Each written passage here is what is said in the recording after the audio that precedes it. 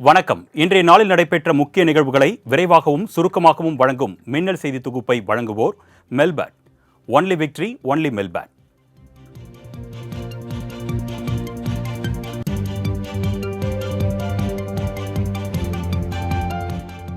வரும் 17ஆம் தேதி நாகை, திருவாரூர், கடலூர், மயிலாடுதுறை ஆகிய 4 மாவட்டங்களுக்கு ரெட் அலர்ட் விடுக்கப்பட்டுள்ளது.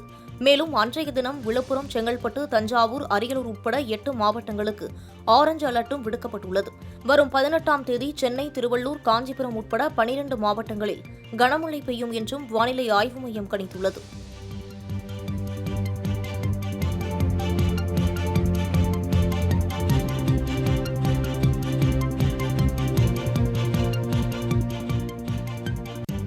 சென்னையில் நடைபெற்ற அதிமுக பொதுக்குழு செயற்குழு கூட்டத்தில் 16 தீர்மானங்கள் நிறைவேற்றப்பட்டன. டங்ஸ்டன் சுரங்கம் அமைப்பதை மத்திய அரசு கைவிட வேண்டும், சாதிவாரி கணக்கெடுப்பை தமிழக அரசு எடுக்க வேண்டும், தமிழ்நாட்டிற்கான நிதி பகிர்வை பாரபட்சமின்றி மத்திய அரசு வழங்க வேண்டும் என்பன உள்ளிட்ட தீர்மானங்கள் ஒருமனதாக நிறைவேற்றப்பட்டன.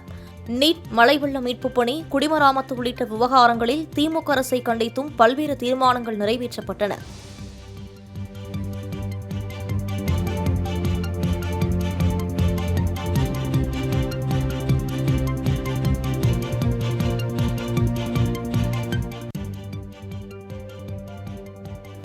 (2026) மக்கள் விரும்பும் கூட்டணியை அதிமுக அமைக்கும் என்று எடப்பாடி பழனிசாமி தெரிவித்துள்ளார். அதிமுக பொதுக்குழுவில் பேசிய அவர், பாஜகவின் வாக்கு சதவீதம் அதிகரித்திருப்பதாக சிலர் கூறி வருவதாகவும் அவ்வாறு எதுவும் இல்லை என்றும் தெரிவித்தார். மேலும் கூட்டணி என்பது வரும் போகும், கொள்கை நிலையானது என்று பேசிய இபிஎஸ், குடும்ப ஆட்சிக்கு 2026 முற்றுப்புள்ளி வைக்கப்படும் என்றும் 2026 அதிமுக ஆட்சி முற்றிலும் வேறு விதமாக இருக்கும் என்றும் தெரிவித்தார்.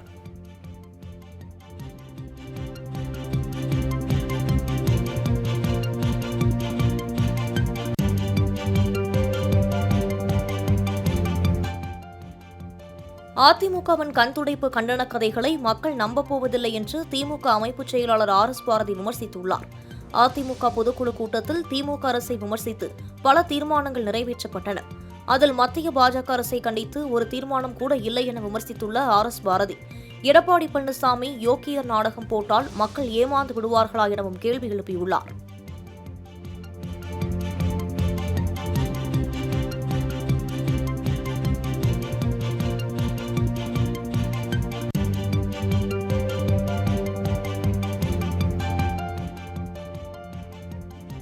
நூறு கருணாநிதி வந்தாலும் அதிமுகவை ஒன்றும் செய்ய முடியாது என்று அதிமுக முன்னாள் அமைச்சர் CV சண்முகம் தெரிவித்துள்ளார். அதிமுக பொதுக்குழுவில் பேசிய அவர், அதிமுகவில் சலசலப்பு என்று சிலர் கூறுவதாகவும், எங்கே சலசலப்பு இருக்கிறது என்றும் கேள்வி எழுப்பினார். மேலும் அதிமுக கூட்டணியை அமைக்கிறதோ இல்லையோ, முதல்வர் ஸ்டாலினே நமக்கு கூட்டணியை அமைத்துக் கொடுத்து விடுவார் என்றும் பேசினார். CV சண்முகத்தை தொடர்ந்து பேசிய SP வேலுமணி, 2026 தனித்து போட்டியிட திமுக தயாரா என்றும் கேள்வி எழுப்பினார்.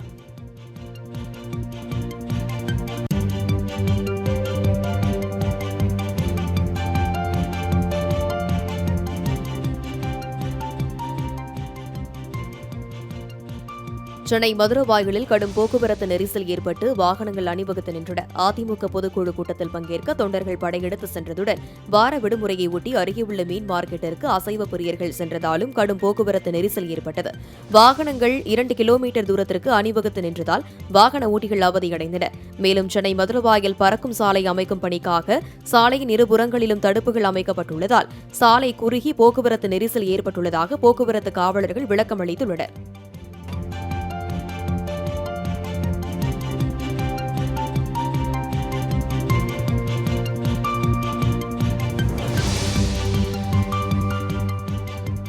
மறைந்த ஈரோடு கிழக்கு சட்டமன்ற தொகுதி MLA EVKS இளங்கோவன் உடல் அரசு மரியாதையுடன் முகலிவாக்கம் மின்மயானத்தில் தகனம் செய்யப்பட்டது. மணப்பாக்கம் இல்லத்தில் அரசு மரியாதைக்கு பின் ஊர்வலமாக எடுத்துச் செல்லப்பட்ட உடல் முகலிவாக்கம் மின்மயானத்தில் 21 துப்பாக்கி குண்டுகள் முழங்க மரியாதை செலுத்தப்பட்டு பின்னர் தகனம் செய்யப்பட்டது. முன்னதாக EVKS இளங்கோவனின் குடும்பத்தினர் அவருக்கு கண்ணீர் மல்க இறுதி அஞ்சலி செலுத்தினர்.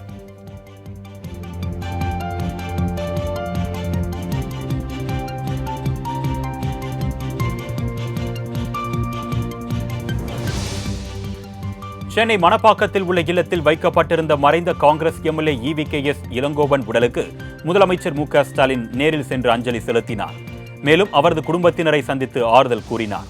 தொடர்ந்து துணை முதலமைச்சர் உதயநிதி ஸ்டாலின், அமைச்சர்கள் துரைமுருகன், மா சுப்பிரமணியன், தாமு அன்பரசன் உள்ளிட்டோரும் EVKS இளங்கோவன் உடலுக்கு அஞ்சலி செலுத்தினார்கள். அதேபோல் செல்வ பெருந்தகை, தமிழிசை, வைகோ, கே பாலகிருஷ்ணன், திருமாவளவன், முன்னாள் அமைச்சர் டி ஜெயக்குமார் மற்றும் ஏராளமான காங்கிரஸ் தொண்டர்களும் பொதுமக்களும் அஞ்சலி செலுத்தினர்.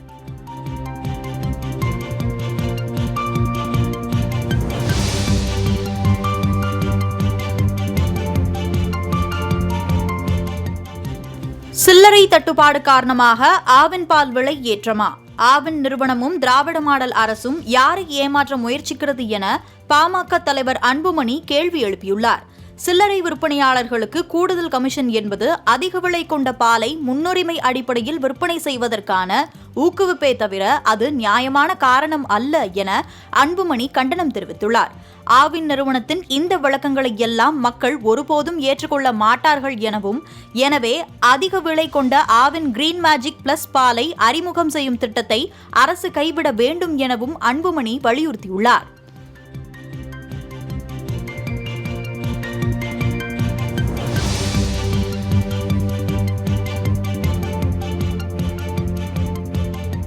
ஒரே நாடு ஒரே தேர்தலை மத்திய அரசு நடத்த நினைப்பது ஆபத்தானது என்று விசிக தலைவர் திருமாவளவன் அச்சம் தெரிவித்துள்ளார். திருச்சியில் பேசிய அவர், தேசிய அளவில் ஜனநாயக சக்திகள் ஒன்றிணைந்து இந்த ஆபத்தை தடுக்க திரள வேண்டும் என்று கேட்டுக்கொண்டார். மேலும் அம்பேத்கரின் சிந்தனையையும் அவர் உருவாக்கிய அரசமைப்பு சட்டத்தையும் சிதைக்கும் வகையில் பாஜக செயல்படுவதாக திருமாவளவன் குற்றம் சாட்டினார்.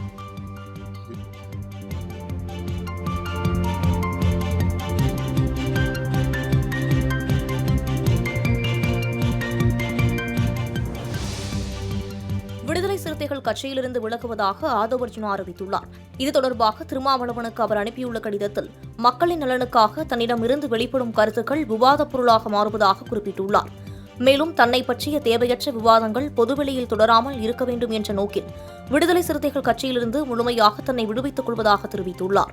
மேலும் தனக்கு எந்த செயல் திட்டமும் இல்லை என குறிப்பிட்டுள்ள ஆதவ் அர்ஜுனா தனது அரசியல் பயணம் தொடரும் எனவும் குறிப்பிட்டுள்ளார்.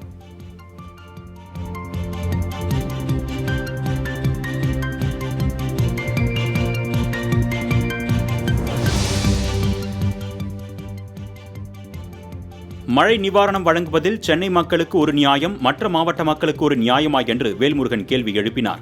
கடலூரில் தமிழக வாழ்வுரிமை கட்சித் தலைவரும் சட்டமன்ற உறுப்பினருமான வேல்முருகன் செய்தியாளர்களை சந்தித்தார். அப்பொழுது பேசிய அவர், வெள்ளத்தால் பாதிக்கப்பட்ட வட தமிழக மாவட்ட மக்களுக்கு 2000 ரூபாய் பிச்சை போடுகிறீர்களா என்றும் தெரிவித்துள்ளார். மேலும் ஓட்டு கேட்கும் போது தேவைப்படும் கூட்டணி கட்சித் தலைவர்கள் தேர்தல் முடிந்தவுடன் புரோட்டோகால் என்று ஒதுக்கப்படுகின்றனர் என்றும் வேல்முருகன் பரபரப்பு கருத்தை தெரிவித்துள்ளார்.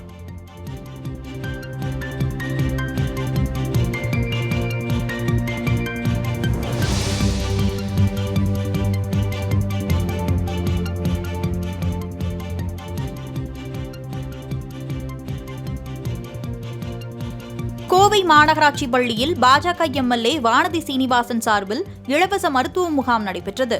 இதில் கலந்து கொண்ட பின்னர் செய்தியாளர்களிடம் பேசிய வானதி, அதிகமான வருவாய் செலுத்தும் கோவை மாநகராட்சியில் மக்கள் தரமாக வாழ்வதற்கு கட்டமைப்பை மாநில அரசு ஏற்படுத்தி தராதது கண்டனத்திற்குரியது என்றார். தூய்மை பணி மற்றும் பணியாளர்களின் பற்றாக்குறையினால் சுகாதார சீர்கேடு ஏற்பட்டுள்ளதாக அவர் குற்றம் சாட்டியுள்ளார். சாலைகள் மிக மோசமாக இருப்பதாகவும் அவர் சாடினார்.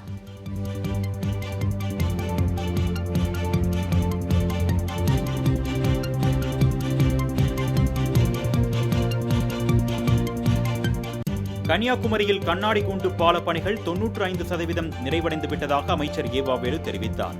முன்னதாக விவேகானந்தர் நினைவு மண்டபம் மற்றும் திருவள்ளுவர் சிலை இடையே 37 கோடி ரூபாய் செலவில் கண்ணாடி கூண்டு பாலம் அமைக்கும் பணி நடைபெற்று வருகிறது.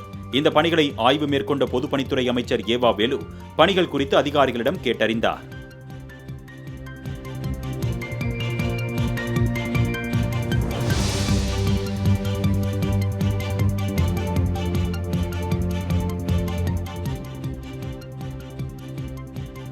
அதிக வரி கட்டியும் பேரிடர் காலங்களில் பிச்சை எடுக்க வேண்டிய நிலை உள்ளது என நாம் தமிழர் கட்சி தலைமை ஒருங்கிணைப்பாளர் சீமான் தெரிவித்துள்ளார்.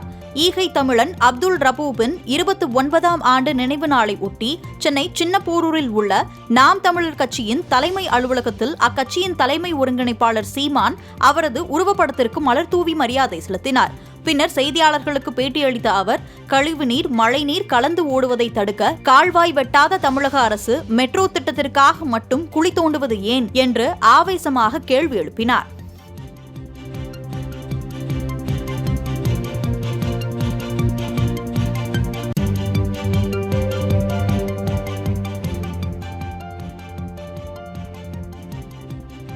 கோவில்பட்டி மற்றும் அதன் சுற்றுவட்டார பகுதிகளில் கனமழை பெய்ததன் எதிரொலியாக விளைநிலங்கள் மழைநீரில் மூழ்கி முற்றிலுமாக சேதமடைந்துள்ளன. இதேபோன்று விளாத்திக்குளம் அருகே உள்ள டி புதுப்பட்டி சின்னையாபுரம் சாலையில் ஏற்பட்ட காற்றாற்று வெள்ளத்தில் தரைப்பாலத்தின் தூண்கள் மண்ணுக்குள் திடீரென சரிந்து விழுந்தது. மேலும் பூசாரிப்பட்டியில் காட்டுநாயக்கர் சமூக மக்கள் வசிக்கும் வீடுகளை மழைநீர் சூழ்ந்தது.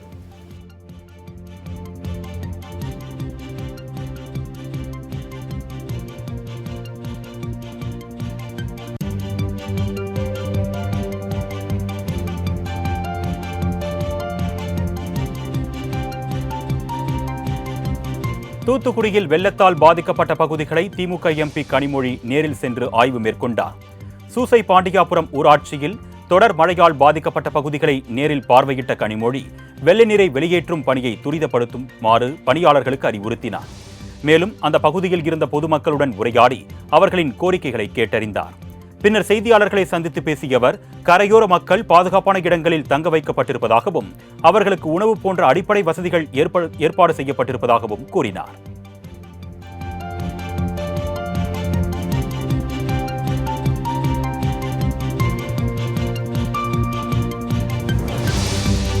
தமிழகத்தில் 20 லட்சம் இளைஞர்களுக்கு வேலைவாய்ப்பு குறித்து திறன் மேம்பாட்டு பயிற்சி வழங்க AI தொழில்நுட்பத்துடன் கூகுள் நிறுவனத்துடன் ஒப்பந்தம் போட்டிருப்பதாக தொழில்துறை அமைச்சர் TRB ராஜா தெரிவித்துள்ளார். கிருஷ்ணகிரியில் செய்தியாளர்களை சந்தித்த அவர் இந்த தகவலை தெரிவித்தார். முதலீட்டாளர் மாநாட்டில் போடப்பட்ட ஒப்பந்தங்கள் அனைத்தும் முதலீடுகளாக மாறுவது தொடர்பாக 70% பணிகள் நிறைவு பெற்றிருப்பதாகவும் அவர் கூறினார்.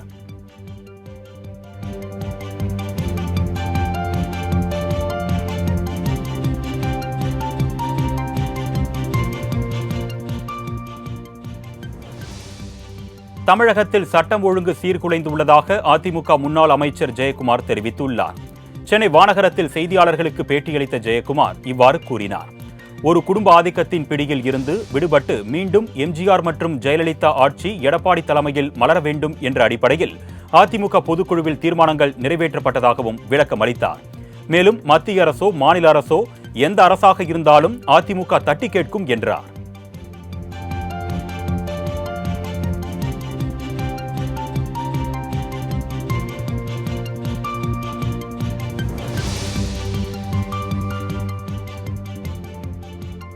சென்னை கோயம்பேடு சுற்றுவட்டார பகுதிகளில் போதைப் பொருள் விற்பனை நடைபெறுவதாக போலீசாருக்கு கிடைத்த தகவலின் பெயரில் சோதனையில் ஈடுபட்டனர். அப்போது பேருந்து நிலையம் அருகே சந்தேகத்திற்கிடமாக சுற்றித் திரிந்த இருவரை பிடித்து விசாரணை செய்ததில் அவர்களிடம் போதைப் பொருள் இருப்பது தெரியவந்தது. இதனையடுத்து அவர்களை விசாரணை செய்ததில் சென்னை மேற்கு மாம்பலம் பகுதியைச் சேர்ந்த தொல்காப்பியன் மற்றும் அசோக் நகரைச் சேர்ந்த அர்ஜுன் என தெரியவந்தது. மேலும் போதை மாத்திரை விற்பனையில் இவர்களது கூட்டாளிகளான வேந்தன், சரண், மனோஜ், சிபிராஜ், ராகுல் என 7 நபர்களை போலீசார் கைது செய்து சிறையில் அடைத்தனர்.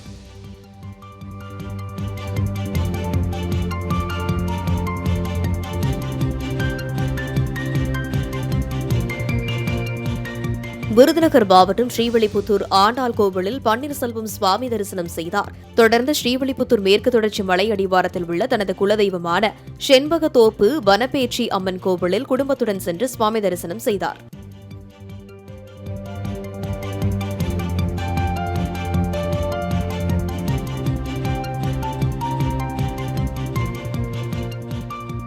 கரூர் அருகே புதிய ஊராட்சி மன்ற அலுவலக கட்டிடத்தை திறந்து வைத்த அமைச்சர் செந்தில் பாலாஜி மக்களோடு மக்களாக உணவருந்திய சம்பவம் அப்பகுதி மக்களிடையே நிகழ்ச்சியை ஏற்படுத்தியுள்ளது.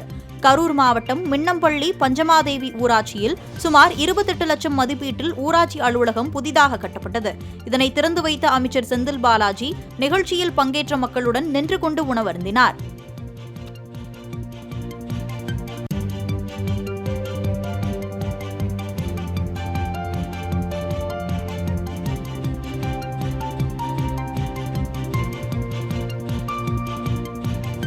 திருவையாறில் நூற்றுக்கணக்கான ஏக்கர் நெற்பயிர்கள் நீரில் மூழ்கி சேதமடைந்துள்ளன. தஞ்சை மாவட்டத்தில் கடந்த 3 நாட்களாக விடாமல் கனமழை பெய்தது. இதன் காரணமாக திருவையாறு, கண்டியூர், அரசூர் உள்ளிட்ட பகுதிகளில் நூற்றுக்கணக்கான ஏக்கர் பரப்பளவில் பயிரிடப்பட்டிருந்த நெற்பயிர்கள் நீரில் மூழ்கியுள்ளன. இப்பகுதியில் உள்ள வடிகால் கால்வாய்கள் தூர்வாராமல் இருந்ததால் மழை வெள்ள நீர் வயலுக்குள் புகுந்து இடுப்பளவு தண்ணீர் தேங்கி நிற்கிறது. எனவே வாய்க்கால்களை முறையாக தூர்வாரி ஆக்கிரமிப்புகளை அகற்ற வேண்டும் என்று விவசாயிகள் கோரிக்கை விடுத்துள்ளனர்.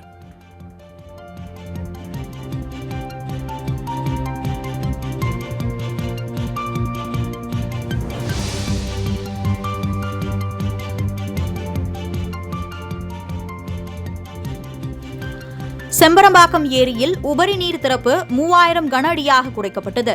தொடர்ந்து பெய்து வந்த கனமழையின் காரணமாக செம்பரம்பாக்கம் ஏரிக்கு நீர்வரத்து அதிகரித்தது. இதனால் நேற்று ஏரியில் உபரி நீர் திறப்பு 6000 கன அடியாக அதிகரிக்கப்பட்டது.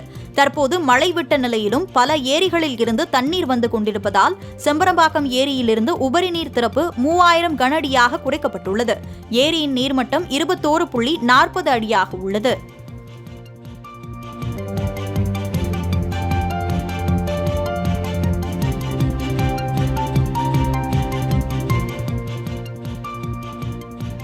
நாமக்கல் அருகே மகன் இறந்த சோகத்தில் பெற்றோர் தூக்கிட்டு தற்கொலை செய்து கொண்ட சம்பவம் பெரும் சோகத்தை ஏற்படுத்தியுள்ளது. எருமப்பட்டி அருகே வாழவந்தி கிராமத்தைச் சேர்ந்த செல்வராஜ், பூங்குடி தம்பதியின் மகன் சுரேந்தருக்கும் வேட்டாம்பாடியைச் சேர்ந்த ஸ்னேகா என்பவருக்கும் 6 மாதங்களுக்கு முன் திருமணம் நடந்துள்ளது. இருவரும் சந்தோஷமாக வாழ்ந்து வந்த நிலையில் கடந்த 2 மாதங்களாக தனி குடித்தன விவகாரம் புயலாக கிளம்பியதால் ஸ்னேகா சண்டையிட்டு தனது பெற்றோர் வீட்டிற்கு சென்றதாக கூறப்படுகிறது. இதனால் மனமுடைந்த சுரேந்தர் சரியாக வேலைக்கு செல்லாமல் மன உளைச்சலில் வீட்டில் தூக்கிட்டு தற்கொலை செய்து கொண்டார். இதனை தாங்க முடியாமல் தவித்த பெற்றோரும் தூக்கிட்டு தற்கொலை செய்து கொண்டனர்.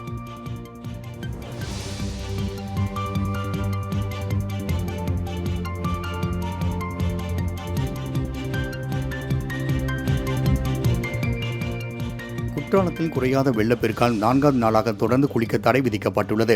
தென்காசி மாவட்டத்தின் பல்வேறு பகுதியில் கடந்த 12ஆம் தேதி முதல் இடைவிடாது தொடர்ந்து கனமழை பெய்து வருகின்றது. இந்த கனமழை காரணமாக சுற்றுலா தலமான குற்றாலத்தில் அனைத்து அருவிகளிலும் வரலாறு காணாத வகையில் காற்றாற்று வெள்ளம் ஏற்பட்டுள்ளதால் கடந்த 12ஆம் தேதி முதல் குற்றால அருவிகளில் சுற்றுலா பயணிகள் குளிப்பதற்கு தடை விதிக்கப்பட்டுள்ளது. இந்நிலையில் தற்போது வரை குற்றாலத்தில் குறையாத வெள்ளப்பெருக்கால் 4வது நாளாக இத்தடை நீட்டிக்கப்பட்டுள்ளது குறிப்பிடத்தக்கது.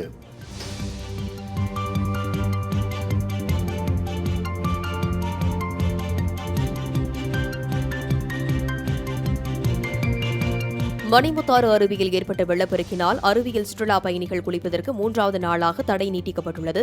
நெல்லை மாவட்டத்தில் பல்வேறு பகுதிகளில் கடந்த 3 நாட்களாக தொடர்ந்து கனமழை பெய்தது. இதன் காரணமாக மணிமுத்தாறு அருவிக்கு நீர்வரத்து அதிகரித்து வெள்ளப்பெருக்கு ஏற்பட்டது.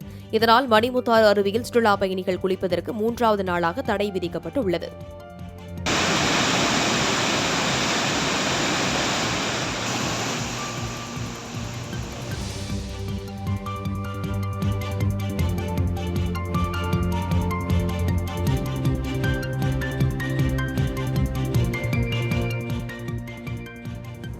களியக்காவிளை அருகே அதிவேகத்தால் கட்டுப்பாட்டை இழந்த கார் விபத்து குறித்து சிசிடிவி காட்சிகள் வெளியாகியுள்ளது. குமரி தமிழக கேரள எல்லைப்பகுதியான களியக்காவிளை அடுத்த செங்கவிளை பகுதியில் அதிவேகத்தில் வந்து கொண்டிருந்த கார் ஒன்று கட்டுப்பாட்டை இழந்து சாலையோரம் நிறுத்தி வைக்கப்பட்டிருந்த கார் ஒன்றின் மீது மோதி விபத்து ஏற்பட்டுள்ளது.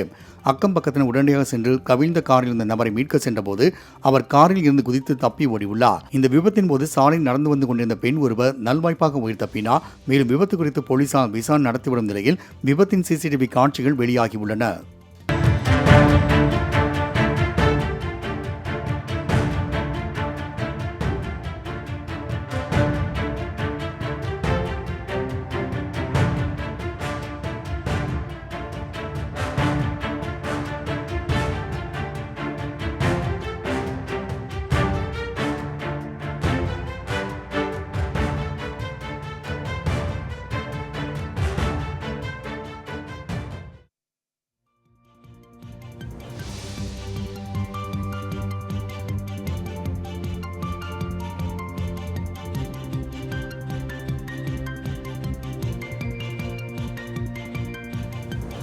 கொடைக்கானலில் தொடர் கனமழையின் காரணமாக பல்வேறு இடங்களில் சாலைகள் துண்டிக்கப்பட்டதால் பொதுமக்கள் அவதிக்குள்ளாகியுள்ளனர்.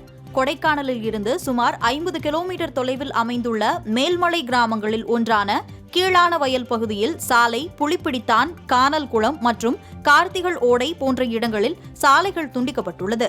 இதனால் பொதுமக்கள் மருத்துவமனைக்கு செல்ல முடியாமலும் அத்தியாவசிய பொருட்கள் வாங்க முடியாமலும் தவித்து வரும் நிலையில் அதிகாரிகளுக்கு தெரிவித்தும் எந்த நடவடிக்கையும் எடுக்கவில்லை என குற்றம் சாட்டியுள்ளனர்.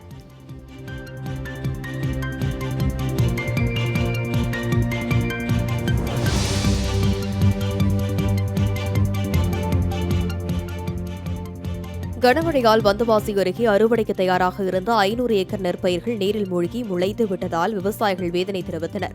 திருவண்ணாமலை மாவட்டத்தில் கடந்த சில நாட்களுக்கு முன்பு கனமழை பெய்தது. இதனால் வந்தவாசி அருகே அறுவடைக்கு தயாராக இருந்த 500 ஏக்கர் நெற்பயிர்கள் நீரில் மூழ்கி சேதமானது. 4 நாட்களாக அந்த நெற்பயிர்கள் தண்ணீரிலேயே மூழ்கி இருந்ததால் நெற்கதிர்கள் முளைத்து விட்டது. ஏக்கர் ஒன்றுக்கு 30,000 முதல் 40,000 ரூபாய் வரையில் செலவு செய்திருந்த நிலையில் நெற்பயிர்கள் அனைத்தும் நீரில் மூழ்கியதால் விவசாயிகள் வேதனை அடைந்துள்ளனர்.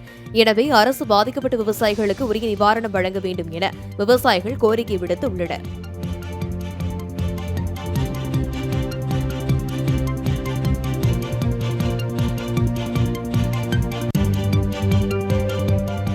திருத்தணி முருகன் கோவில் வளாகத்தில் உள்ள கடைகளில் கோவில் அதிகாரி அதிரடி சோதனையில் ஈடுபட்டார். இங்குள்ள கடைகளில் பழனி சித்தநாதன் பஞ்சாமிர்தம் என்ற பெயரில் போலியான பஞ்சாமிர்தங்கள் விற்பனை செய்யப்படுவதாக புகார்கள் எழுந்த வண்ணம் இருந்தன. இதனை திருக்கோவில் அதிகாரிகள் கண்டித்தும் அதற்கு செவிசாய்க்காமல் சில கடைகளின் உரிமையாளர்கள் பஞ்சாமிர்தங்கள் விற்பனை செய்து வந்துள்ளனர். இந்நிலையில் கோவில் வளாகத்தில் உள்ள கடைகளில் திடீர் ஆய்வு மேற்கொண்ட கோவில் அதிகாரி ரமணி காலாவதியான 50 கிலோ பஞ்சாமிர்தத்தை பறிமுதல் செய்து வியாபாரிகளை எச்சரித்துள்ளார்.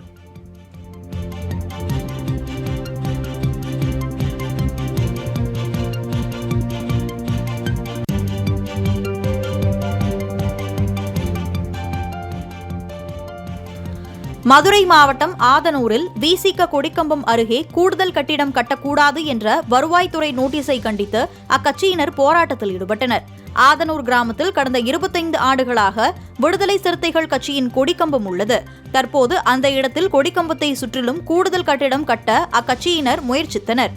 இதற்கு வருவாய்த்துறை எதிர்ப்பு தெரிவித்து நோட்டீஸ் வழங்கியுள்ளது. இந்நிலையில் நோட்டீஸை வாங்க மறுத்த விசிகவினர் போராட்டத்தில் ஈடுபட்டதால் பரபரப்பு நிலவியது.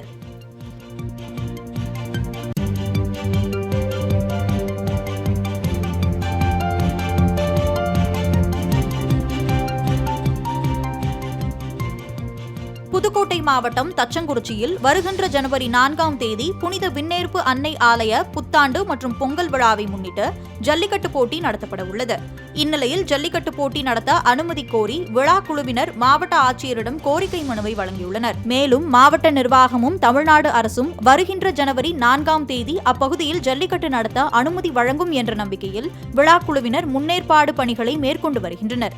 தொடர்ந்து வரும் வாரத்தில் முகூர்த்த கால் நடும் விழா நடைபெற உள்ளதாகவும் ஜல்லிக்கட்டு நடத்தும் விழா குழுவினர் தெரிவித்துள்ளனர். ஆலய புத்தாண்டு மற்றும் அந்தோனியார் பொங்கலை முன்னிட்டு வருடந்தோறும் ஜனவரி 2ஆம் தேதி நடைபெறுவது வழக்கம். அவ்வாறே இந்த ஆண்டும் ஜனவரி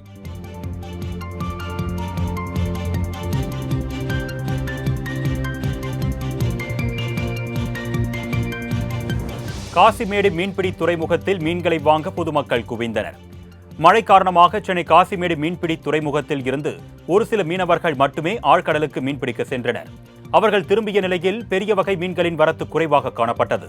இதனால் கடந்த வாரம் போலவே இந்த வாரமும் மீன்களின் விலை சற்று குறைவாகவே விற்பனை செய்யப்பட்டது.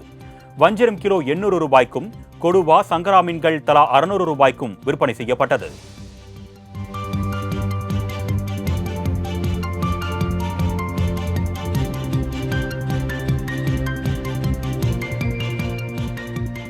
பல்வேறு பொழுதுபோக்கு வசதிகளுடன் லூப் சாலையை மறுசீரமைப்பு செய்ய சென்னை மாநகராட்சி முடிவு செய்துள்ளது.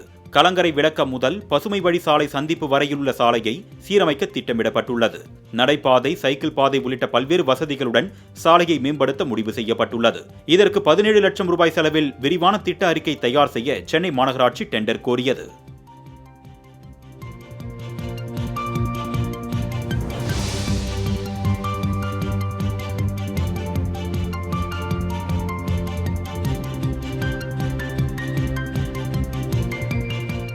புதுச்சேரி கருவடிக்குப்பம் காமராஜர் மணிமண்டபத்தில் மீன்வளம் மற்றும் மீனவர் நலத்துறையின் இணையதள செயலி அறிமுகம் மற்றும் நலத்திட்ட உதவிகள் வழங்கும் விழா நடைபெற்றது.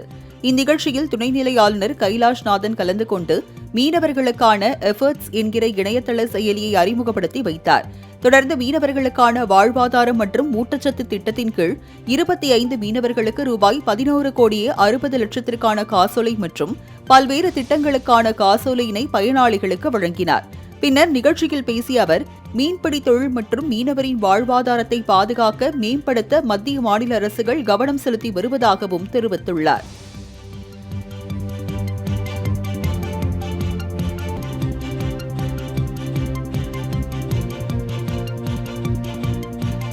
பாஜக தலைமையிலான மகாராஷ்டிரா அரசின் புதிய அமைச்சரவையில் பாஜக மற்றும் கூட்டணி கட்சி உறுப்பினர்கள் அமைச்சர்களாக பதவியேற்றுக் கொண்டனர். மகாராஷ்டிராவில் சமீபத்தில் நடைபெற்ற சட்டமன்ற தேர்தலில் பாஜக தலைமையிலான மகாயுதி கூட்டணி வெற்றி பெற்ற நிலையில் கடந்த 5ஆம் தேதி தேவேந்திர பட்னாவிஸ் முதலமைச்சராக பதவியேற்றார். இந்நிலையில் நாக்பூரில் உள்ள ஆளுநர் மாளிகையில் அமைச்சர்கள் பதவியேற்பு நிகழ்ச்சி இன்று நடைபெற்றது. இதில் பாஜக மற்றும் கூட்டணி கட்சி அமைச்சர்கள் பதவியேற்றுக் கொண்டனர். புதிய அமைச்சர்களுக்கு ஆளுநர் CP ராதாகிருஷ்ணன் பதவி பிரமாணம் செய்து வைத்தார்.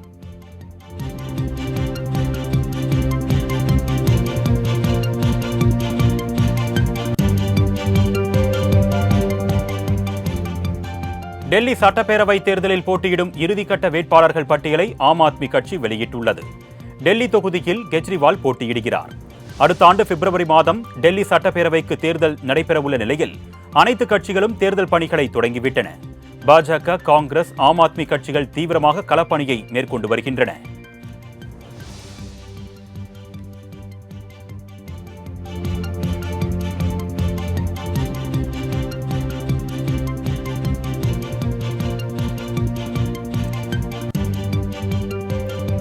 பிரதமர் நரேந்திர மோடியின் தலைமையில் 10 ஆண்டுகளில் நாடு முழுவதும் நக்சலிசம் கட்டுப்படுத்தப்பட்டுள்ளது என்று மத்திய உள்துறை அமைச்சர் அமித்ஷா தெரிவித்துள்ளார்.